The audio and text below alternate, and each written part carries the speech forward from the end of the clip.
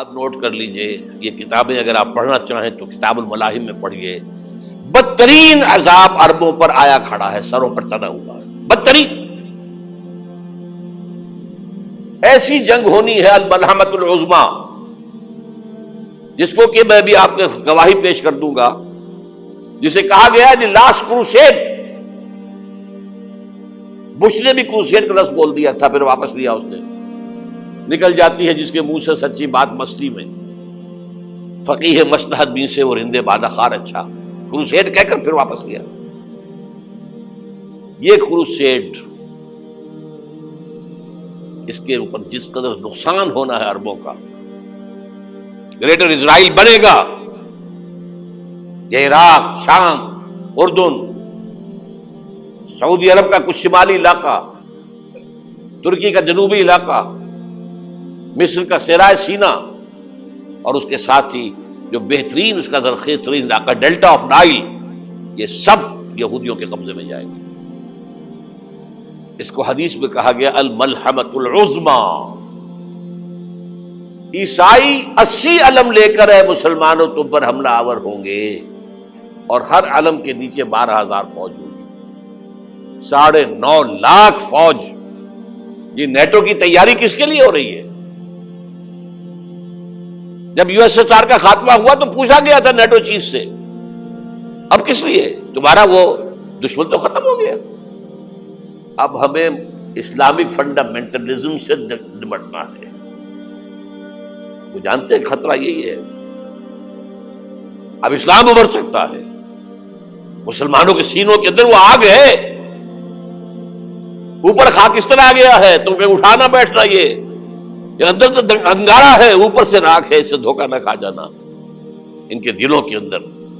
اور بش نے کہا تھا مسلمان چاہتے ہیں کہ ہسپانیہ سے لے کر انڈونیشیا تک نظام خلافت قائم کریں. اور میں حیران ہوا تھا کہ اس کمبخت کو ہسپانیہ کا خیال کیسے آ گیا. ہمیں تو کبھی آتا ہی نہیں، اب ہم تو بھول گئے. وہ تو 500 برس پرانی بات ہے، جبکہ وہاں سے ہمیں نکال دیا گیا تھا. اگرچہ اقبال نے کہا تھا ہے ارض فلسطین پہ یہودی کا اگر حق، ہسپانیہ پر حق نہیں کیوں اہل عرب کا. ہسپانیہ میں تو 800 سال حکومت کی مسلمانوں نے، اور ابھی 500 برس سے گزرے ہیں نا.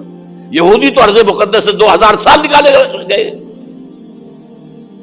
انہیں لا کے آباد کیا گیا، عربوں کے سینے میں خنجر بھونک دیا گیا. وہ چھوٹا سا ملک جو چاہتا کرتا، کوئی پوچھنے والا نہیں. امریکہ جیسے اپنے بیٹے کی حفاظت کرے ویسے کرتا اس کی. اور حضور نے فرمایا ہے وہ جنگ جب ہوگی تو ایک باپ کے اگر 100 بیٹے ہوں گے تو 99 ختم ہو جائیں گے، ایک بچے گا. یہ حدیث ہے، حدیث ہے صحیح. اور آپ نے فرمایا ویل للعرب من شر قد اقترب. عربوں کے لیے ہلاکت ہے، عربوں کے لیے بربادی ہے اس شر سے جو قریب آ چکی ہے. اور آج جس طرح انہوں نے ان کی تہذیب کو اختیار کر لیا ہے، دبئی جا کر دیکھیے، بدترین مغربی معاشرہ جو ہے وہ دبئی کے اندر ہم نے قائم کر کے دکھا دیا. اب سعودی عرب اس راستے پر بڑھ رہا ہے.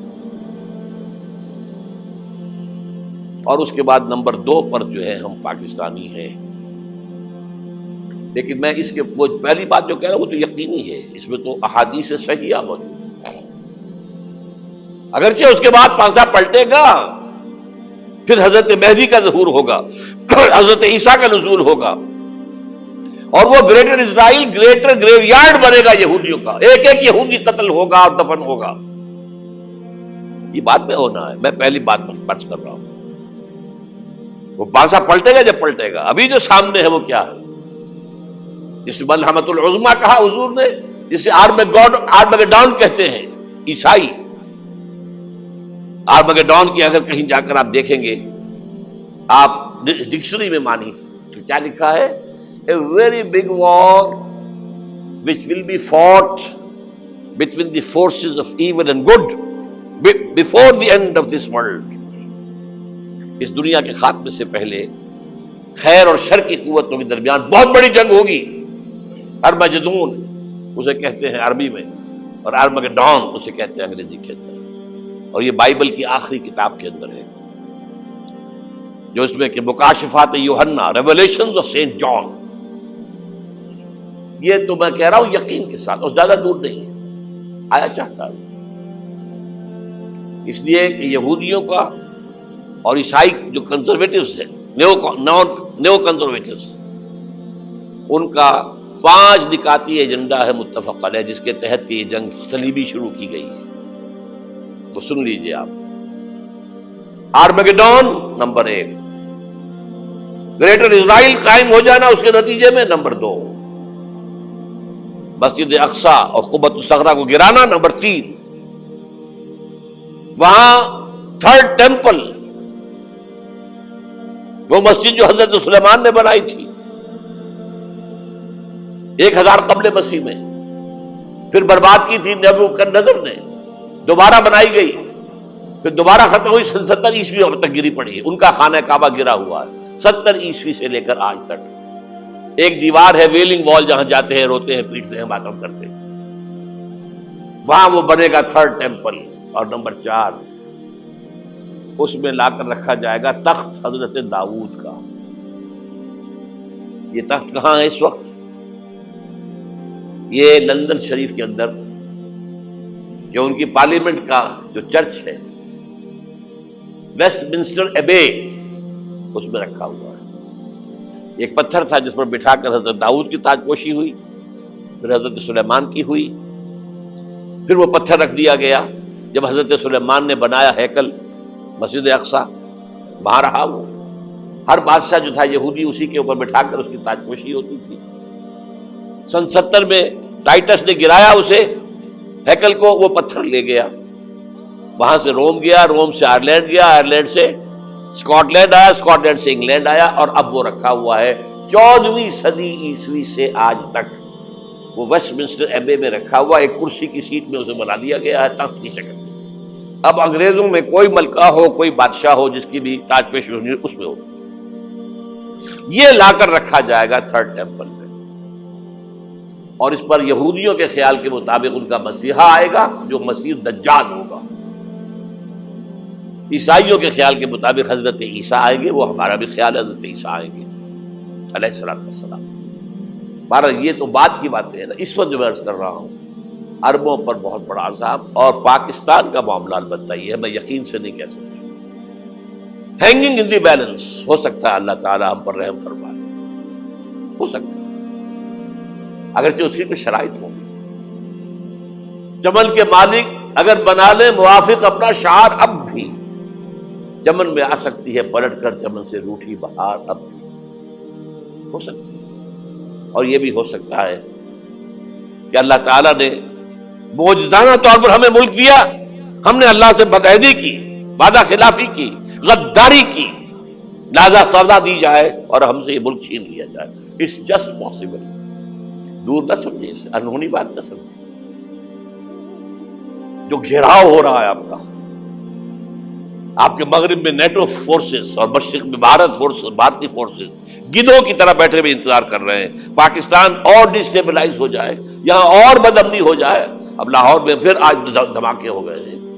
2 دن پہلے کا دھماکہ میں سہ کے آیا ہوا ہوں، آپ کے سامنے بیٹھا ہوں. وہ جانے بچی ہیں، جو ہماری اکیڈمی کا حشر ہوا وہ تو میں آپ کو نہیں بتا سکتا. یہ سارا کیوں ہو رہا ہے؟ تاکہ یہاں بدامنی ہو جائے اور ہمیں جواز مل جائے. مغرب سے نیٹو فورسز داخل ہو جائیں، مشرق سے بھارتی فورسز آ جائیں، اور ہمارے ایٹمی دانت توڑ کر اور پھر ہمیں بھارت کے سامنے ڈال دیا جائے. نو ڈو ایز یو لائک. یہ ان کا نقشہ ہے. ہوگا کیا وہ اللہ جانتا ہے، ہوگا وہ جو اللہ چاہے. لیکن اللہ کا چاہنا جو ہے وہ کس پر منحصر ہے؟ یہاں انقلاب برپا کرو، یہاں اسلام لاؤ. اگر دھندوں میں لگے رہو گے تو وہ خود بخود نہیں آ جائے گا انقلاب. صحابہ نے جانیں دی تھی، کتنی تکلیفیں اٹھائی تھی. 12 برس تک مکی دور کے اندر با نشہ درویشی در ساز و دمادم زن، جو پختہ شبی خدرا بر سلطنت جم سن. یوم طائف یاد ہے جو حضرت عائشہ فرماتی ہے کہ میں نے پوچھا تھا حضور سے کہ یوم احد سے زیادہ سختی بھی آپ پر کبھی آئی؟ یوم احد پر کیا ہوا تھا؟ تلوار کا وار پڑا تھا آپ کے چہرہ مبارک، یہ جو رخسار کی ہڈی ہے اس کے اندر وار گیا ہے، اوپر خود کی 2 کڑیاں تھیں وہ اس میں گھس گئیں، 2 دندان مبارک شہید ہوئے۔ وہ خود کی کڑیاں ایک صحابی نے اپنے دانتوں سے پکڑ کے کھینچنے کی کوشش کی، دانت نکل گئے، وہ نہیں نکلی، کیا جتن کر کے نکالی گئی ہوگی تو خون کا فوارہ آیا، اتنا خون گیا ہے کہ آپ بے ہوش ہو گئے، گر گئے، اور مشہور یہ ہو گیا کہ آپ کا انتقال ہو گیا، شہادت ہو گئی۔ یہ سیرت کبھی پڑھی ہے؟ حضرت عائشہ کے ہوش کا تو یہی دور تھا نا، یوم طائف میں تو آپ کی کیا تھی، بچی تھی، انہیں کیا پتا کیا ہو رہا ہے حضور کے ساتھ۔ 3 دن تک حضور مکے کی گلیاں اور وہاں کے اوباش لوگ پتھراؤ کر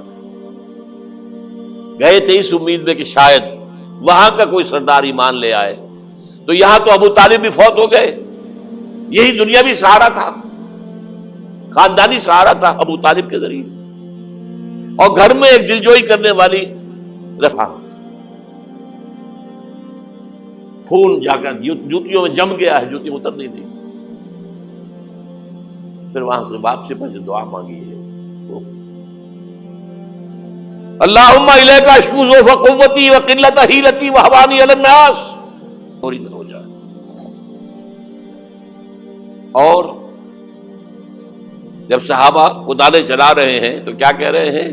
نحن الذین بایعوا محمدا علی الجہاد ما بقینا ابدا، اللہم لا عیش الا عیش الاخرہ۔ صحابہ کہتے تھے ہم وہ لوگ ہیں جنہوں نے محمد سے بیعت کی ہے کہ جہاد کرتے رہیں گے جب تک جان میں جان نکل جائے تو بات اور، جان ہے، چاہے ابھی بھوک سے کمر دوڑی ہوئی جا رہی، جان تو ہے۔ اور ایک دفعہ کہتے تھے اللہم لا عیش الا عیش الاخرہ، اللہ عیش زندگی تو آخرت کی زندگی ہے۔ اور حضور فرماتے تھے، حضور کے بیٹھے ہوئے نہیں تھے گاؤں تکیہ لگا کر، پتھر اٹھا اٹھا کر خندق میں سے لے جا کر باہر پھینک رہے تھے۔ جب صحابہ کہتے ہیں اللہم لا عیش الا عیش الاخرہ، حضور فرما رہے ہیں فاغفر الانصار والمہاجرہ، اے اللہ ان انصار اور مہاجرین کی مغفرت فرما دو۔ پھر حضور کی خدمت میں کچھ لوگ آئے، حضور اب یہ فاقہ ناقابل برداشت ہو گیا، دیکھیے ہم نے یہ پتھر باندھے ہوئے اپنے پیٹ کے ساتھ۔ حضور نے کرتا اٹھا کر دکھایا، وہاں 2 پتھر باندھے ہوئے۔ یہ ہے سیرت النبی۔ آپ کس چیز کو سیرت النبی سمجھتے ہیں؟ بہرحال اس موضوع پر میری ایک کتاب ہے منہج انقلاب نبوی، کہ انقلاب کیسے آیا تھا۔ اگر دل میں ذرا بھی آرزو پیدا ہو گئی ہو کہ اللہ قبول کر لے مجھے بھی، مجھے قبول کر لے اس کام کے لیے، تو وہ کتاب آپ کے لیے مست ہوگی، اس کا پڑھنا۔